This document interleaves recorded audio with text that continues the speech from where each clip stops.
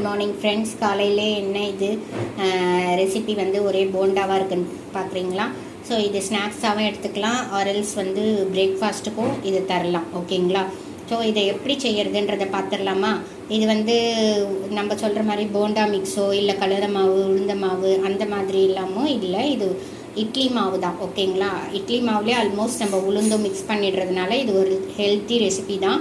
இட்லி மாவை கொஞ்சம் செமி சாலிடாக எடுத்துக்கோங்க. இது எப்படி செய்யணுன்றது தான் சொல்கிறேன். ஓகே, செமி சாலிடாக எடுத்துட்டிங்கன்னா அதில் கொஞ்சம் ஆனியன், க்ரீன் சில்லி, ஓகேங்களா, அதாவது வெங்காயம், அப்புறம் பச்சை மிளகாய், அதுக்கப்புறம் வந்து சால்ட்டு, கொஞ்சம் சோட்டா மாவு, ஓகேங்களா. இது 4 இது இருந்தாவே போதும். ஓகே, ஸோ இந்த 4 இன்க்ரீடியன்ஸை வச்சு மிக்ஸ் பண்ணிவிட்டு ஜஸ்ட்டு ஆயிலில் பேனில் வந்து ஆயில் வந்து கொஞ்சம் ஹீட் ஆனதும் இதை பொரிச்சு எடுத்தால் இட்லி மாவு போண்டா ரெடி.